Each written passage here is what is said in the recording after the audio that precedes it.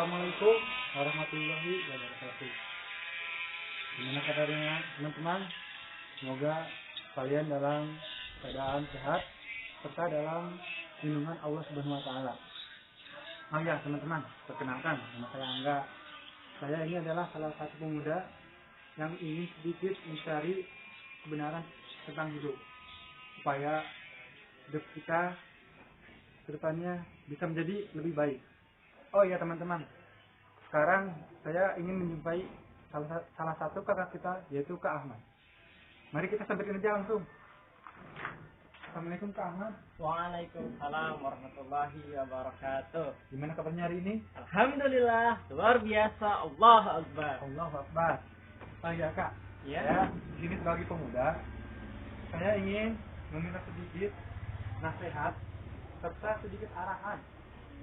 Gimana gambarannya menurut Kak Ahmad pemuda-pemudi di Indonesia supaya bisa lebih baik untuk kedepannya. Nah, menurut kakak gimana nih usulannya atau sarannya? Ya, kita ngobrol-ngobrol santai aja ya. Oh, Silakan iya. duduk, silakan duduk. Ya. Bismillahirrahmanirrahim. Assalamualaikum warahmatullahi wabarakatuh. Salam warahmatullahi wabarakatuh. Teman-temanku, adik-adikku, para remaja, para pemuda dimanapun berada. Wahai pemuda, seharusnya sejak awal kita sudah curiga. Seandainya hari ini ketika azan telah dikumandangkan, namun kita masih terbiasa menunda-nunda waktu sholat, namun kita masih terbiasa mengakhir-akhirkan waktu sholat. Lalu saat itu datang salah satu rekan kita, salah satu sahabat kita yang menyapa kita, yang menghampiri kita, yang mengingatkan kita bahwa azan itu bukanlah panggilan muazin, bahwa azan itu adalah panggilan Allah Subhanahu wa taala. Dan orang-orang yang beriman ketika disebutkan asma Allah, maka bertambah keimanan, maka bergetar hatinya.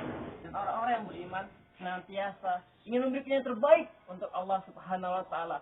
Lalu teman kita tadi mengajak kita untuk bersama-sama sholat berjamaah di masjid. Seharusnya kita sudah curiga kepada teman kita tersebut. Dan curigalah kita jika seandainya hari ini ada salah satu teman kita yang sering mengajak kita untuk ikut kajian-kajian keislaman, yang sering mengajak kita untuk ikut ceramah-ceramah keagamaan, atau mengajak kita untuk mengikuti pertemuan pekanan yang di dalamnya dikaji Islam secara mendalam dan secara kokoh, yang di dalamnya kita diajarkan bagaimana membaca Al-Quran dengan benar sesuai dengan tajwidnya, sesuai dengan tahsinnya, dan yang di dalamnya kita dimotivasi untuk melakukan ibadah-ibadah yang wajib dan menyempurnakannya dengan ibadah-ibadah yang sunnah, yang di dalamnya dikaji sejarah Rasulullah, sejarah hidup para sahabat yang membuat kita semakin mencintai Rasulullah, meneladani akhlaknya. Seharusnya kita sudah curiga kepada rekan kita tersebut. Dan curigalah kita jika seandainya hari ini mungkin sebagai remaja putri yang masih terbiasa menggunakan pakaian-pakaian yang terbuka auratnya, menggunakan pakaian-pakaian yang seksi, yang ketat, yang menampakkan lutut tubuhnya, lalu ada temannya, sahabatnya, kakak kelasnya atau adik tingkatnya yang menasihati dengan lembut bahwa aurat wanita itu adalah seluruh tubuhnya kecuali muka dan telapak tangan.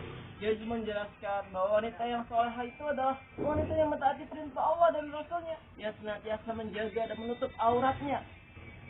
Lalu dia mengajak kita untuk menutup auratnya, mengajak kita untuk berpakai busana yang muslimah, yang syar'i, mengajak kita untuk memakai hijab, memakai jilbab dan kerudung. Curigalah kita. Atau jika seandainya hari ini kita misalnya masih terbiasa dalam pergaulan-pergaulan bebas, kita sering keluar malam dengan lawan jenis kita, sering berangkulan, pegangan tangan, colek-colekan dengan lawan jenis kita yang bukan mahram, lalu ada teman kita yang menasihati bahwa dalam Islam itu tidak boleh laki-laki bersentuhan dengan lawan jenisnya atau perempuan dengan lawan jenisnya, dan juga kita dilarang untuk berhalwat, dilarang untuk berdua-duaan. Ada teman kita yang menasihati seperti itu, maka curigalah. Curiganya kenapa? Curigalah jangan-jangan ini adalah cara Allah untuk menjawab doa-doa kita. Doa yang mana? Doa yang sering kita ulang-ulang dalam setiap salat kita. Bukankah dalam setiap salat kita senantiasa mengulang doa yang sama berkali-kali, yaitu dalam surat Al-Fatihah, ihdinas siratal mustaqim. Ya Allah, tunjukilah kami jalan yang lurus. Nah, Allah lah yang telah menggerakkan hamba-hambanya yang soleh untuk mendakwahkan Islam kepada kita. Atau jangan-jangan ini adalah jawaban atas doa orang tua kita. Bukankah dulu orang tua kita saat kita dalam kandungannya senantiasa berdoa, ya Allah, anugerahkanlah kepada kami keturunan yang soleh, yang solehah. Boleh jadi orang tua kita tidak bisa mengawasi kita selama 24 jam. Saat kita di sekolah, saat kita di kampus, saat kita di tempat kerja, orang tua kita tidak akan mungkin bisa mengawasi kita. Lalu Allah lah yang telah menggerakkan hati teman-teman kita untuk meluruskan kita saat kita salah, meluruskan kita saat kita terhilaf. Selama ini kita tidak menyadari hal itu. Sehingga apa akibatnya? Akibatnya justru kita membenci teman-teman kita yang menasihati kita. Justru kita membenci teman-teman kita yang mendakwahkan Islam kepada kita. Kita menganggap mereka sok alim, kita sering menganggap mereka sok suci dan sebagainya. Akhirnya kita justru semakin jauh dari nilai-nilai dakwah itu sendiri. Padahal Allah telah sengaja ingin menghantarkan hidayah itu melalui hamba-hambanya yang soleh kepada kita. Namun justru kita menjauh dari hidayah Allah tersebut. Nah, saran kakak nih, jadi kalau hari ini dianggap udah punya teman-teman yang senantiasa menasihati, yang senantiasa mengajak dalam ketaatan, maka bersyukurlah dan jaga teman-teman tersebut jangan sampai kehilangan. Dan jika hari ini belum memiliki teman-teman yang soleh, maka jangan hanya diam saja, cari sebanyak-banyaknya sahabat-sahabat yang soleh, yang mampu mengajak kita dalam beribadah ketaatan kepada Allah Subhanahu Wa Taala. Seperti itu mungkin dianggap. Nah, jadi gitu ya kak. Ya mudah-mudahan setelah saya udah ketemu sama kakak, mudah-mudahan ini bisa bermanfaat untuk saya, Amin. juga untuk teman-teman yang ada di luar sana. Ya. Dan sebelumnya saya mohon maaf karena saya udah mengganggu waktunya kakak. Tapi lain kali boleh kan kita sharing-sharing lagi. Iya tentu boleh. Justru kakak semakin senang kalau ada adik-adik remaja, anak-anak muda yang semangat untuk belajar Islam. Kenapa? Kalau bukan kita, para remaja, para muda, lalu siapa lagi gitu kan? Juga yang perlu kakak luruskan bahwa di sini pun kakak masih dalam proses belajar. Jadi kalaupun nanti kakak ada yang salah, ada yang hilaf, mohon nanti diluruskan oleh adik-adik semuanya. Mudah-mudahan kita dapat bertemu lagi ya kak. Amin. Allah. Assalamualaikum warahmatullahi wabarakatuh. Waalaikumsalam warahmatullahi wabarakatuh. Nah, jadi gitu teman-teman. Alhamdulillah saya baru saja ketemu sama Kak Ahmad. Dan mudah-mudahan setelah saya mendapatkan arahan tadi bisa bermanfaat khususnya buat saya sendiri juga teman-teman yang ada di luar sana. Dan bagi teman-teman yang baru saja melihat tayangan ini, silahkan untuk menyebarkannya. Karena bagian dari menyebarkannya itu adalah salah satu kebaikan dan bisa dicatat amal baik oleh Allah Subhanahu Wa Taala. Mungkin hanya sampai di sini saja. Saya Angga, saya mohon undur diri. Assalamualaikum warahmatullahi wabarakatuh.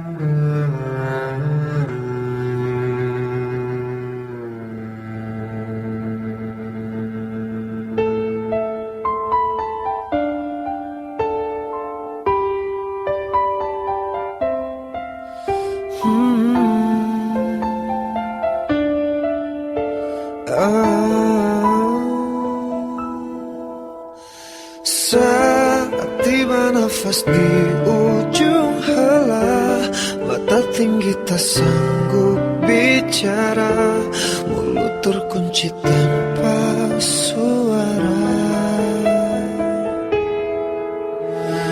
Bila tiba saat berganti dunia, alam yang sangat jauh berbeda, siapkah kita menjawab semua pertanyaan?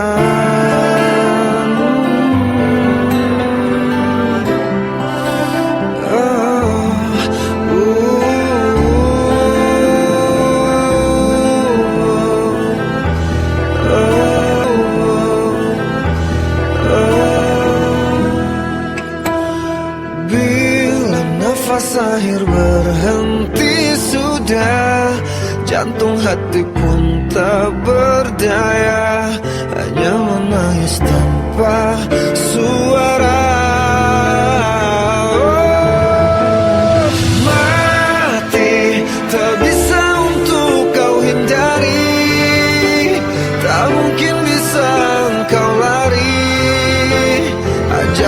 pasti menghangat